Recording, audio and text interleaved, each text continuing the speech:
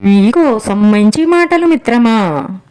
ఎంత చదువుకున్నాం అన్నది ముఖ్యం కాదు, ఆ చదువు మీకు ఎంత సంస్కారం నేర్పింది అన్నదే ముఖ్యం. మీ జీవితం బాగుండాలి అంటే పేరులోని అక్షరం మార్చుకోమని, అంకెలు మార్చుకోమని, ఇల్లు మార్చమని, విలవేల్పున మార్చమని చెప్తారు. కానీ నీ బుద్ధి మార్చుకోమని ఎవ్వరూ చెప్పరు. ఓపిక చాలా విలువైనది. అది ఎంత ఎక్కువగా ఉంటే జీవితంలో అంత నేర్చుకుంటాము. వయసు పెరిగే కొద్దీ జ్ఞానం పెరగాలి, కానీ ఎదుటివారిని చులకన చేసి చూసే గుణం మాత్రం పెరగకూడదు. కాలం మారుతుందో లేదో తెలియదు, కానీ మనుషులు మాత్రం మారుతున్నారు. మనం ఎదురుగా ఉంటే ఒకలాగా, ఎదురుగా లేకుంటే ఇంకొకలాగా మాట్లాడుతున్నారు. జీవితంలో ఎదురు దెబ్బలు తగలడం మంచిదేనేమో. కాలికి దెబ్బ తగిలితే వెళ్లే దారిలో ఎలా నడవాలో తెలుస్తుంది. అదే మనసుకు దెబ్బ తగిలితే ఎలాంటి వారితో ఎలా ఉండాలి అన్నది తెలుస్తుంది. కోపంలో వచ్చిన మాటను పట్టుకుంటే మనసు విరిగిపోతుంది. ఆ కోపం వెనుక ఉన్న బాధను అర్థం చేసుకుంటే ఆ బంధం నిలబడుతుంది. ఏ బంధంలోనైనా సరే ఒక అడుగు వాళ్ళు, ఒక అడుగు మనం వేస్తే దగ్గరవుతాము. కానీ అన్ని అడుగులు మనమే వేస్తే చులకనవుతాము. కొందరికి మనం చెప్పే సమాధానం కంటే కాలం చెప్పే సమాధానమే కరెక్ట్గా ఉంటుంది. ఓపిక పట్టి చూడు, ఓపిక చాలా విలువైనది. చెట్టుకి డబ్బుకి మాటలు వస్తే ఆ రెండూ చెప్పే మాట ఒక్కటే. ఈ రోజు నువ్వు నన్ను కాపాడుకో, రేపు నేను నిన్ను కాపాడుతాను అని. ఎప్పుడు ఎవరి గురించి ఎక్కువగా ఆలోచించకు, అది మనశ్శాంతిని దూరం చేస్తుంది. ఏం జరిగినా దైవ నిర్ణయం అని భావించు, మనసు చాలా ప్రశాంతంగా ఉంటుంది. గడిచిన కాలం చాలా బాగుంటుంది, ఎందుకంటే అది మళ్ళీ తిరిగి రాదు కాబట్టి. రాబోయే కాలం అందంగా ఉంటుంది, ఎందుకంటే మనకు నచ్చినట్టు ఊహించుకుంటాం కాబట్టి. ప్రస్తుతం కష్టంగా ఉంటుంది, ఎందుకంటే అనుభవిస్తున్నాం కాబట్టి.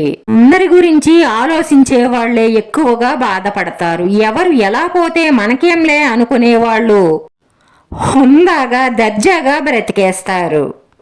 తప్పు లేని చోట తల వంచకు, నమ్మకం లేని చోట వాదించకు. మంచి మనసున్న వారికి భగవంతుడు 1000 కష్టాలు కల్పించినా అంతకు రెట్టింపు సంతోషాలని అనుగ్రహిస్తాడు. కోట్లు కూడబెట్టి కడుపు నిండా తినలేని వారికంటే కష్టపడి కడుపు నిండా తినేవారే ఎంతో అదృష్టవంతులు. మన శరీరంలో ఎక్కువ భాగం నీరే ఉంటుంది, కానీ ఏదైనా గాయం అయితే మాత్రం రక్తమే బయటకి వస్తుంది. గుండె నిండా రక్తమే ఉంటుంది, కానీ మనసు గాయపడితే మాత్రం కన్నీళ్లే వస్తాయి.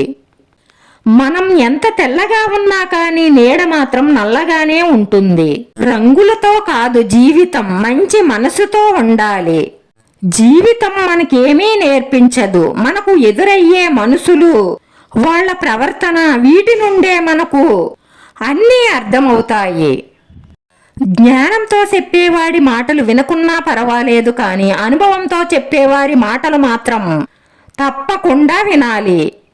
ఇంట్లో ఖర్చు విలువ తెలియకుండా భార్యని, కష్టం విలువ తెలియకుండా కొడుకుని, బంధాల విలువ తెలియకుండా కూతుర్ని ఎంత పెంచినా దండగే.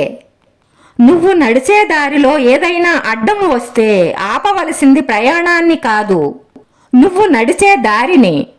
అలాగే చేసే పనిలో ఆటంకం వస్తే నువ్వు ఆపవలసింది పనిని కాదు, నువ్వు ప్రయత్నించే విధానాన్ని మార్చు.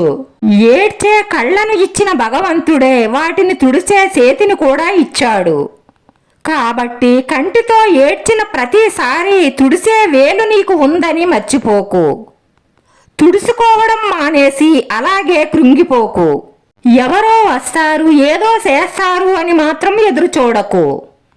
నీకు అవసరం ఉన్నా లేకున్నా ఒకేలాగా ఉండు, అవసరం కోసం మాత్రం నటించకు. ఈ లోకంలో నా కోసం ఎవరున్నారు అని ఆలోచించేదానికంటే నన్ను నమ్ముకొని ఎవరున్నారు అని ఆలోచించి చూడండి. జీవితం ఎంత సంతోషంగా ఉంటుందో. జీవితంలో ధనం కంటే ముఖ్యమైనది మనశ్శాంతి. ఎందుకంటే దానిని ఎవ్వరూ అమ్మలేరు, దానిని ఎవ్వరూ ఎంతకీ కొనలేరు. ఏ బంధమైనా పెరగాలన్నా, నిలవాలన్నా, కొనసాగాలన్నా కూడా ఒకరి మాట ఒకరు వినాలి. అలాగే ఒకరి మౌనం ఒకరు అర్థం చేసుకోవాలి. లోపాలు లేని మనిషి, లోటు లేని జీవితం ఎవరికీ ఉండదు. సాధ్యమైతే మార్చుకోవాలి, లేకపోతే అలవాటు చేసుకోవాలి. అంతేకాని మనసుని గాయపరుచుకుని నీతో ఉన్న వాళ్లను బాధ పెట్టకూడదు. 50 సంవత్సరాలు తరువాత శృంగారం చెయ్యకండి. ఎందుకంటే అది మిమ్మల్ని భౌతికంగానే కాదు, మానసికంగా కూడా దెబ్బతీస్తుంది. లోకంలో అన్నిటికంటే సులభమైన పని నమ్మకాన్ని కోల్పోవడం.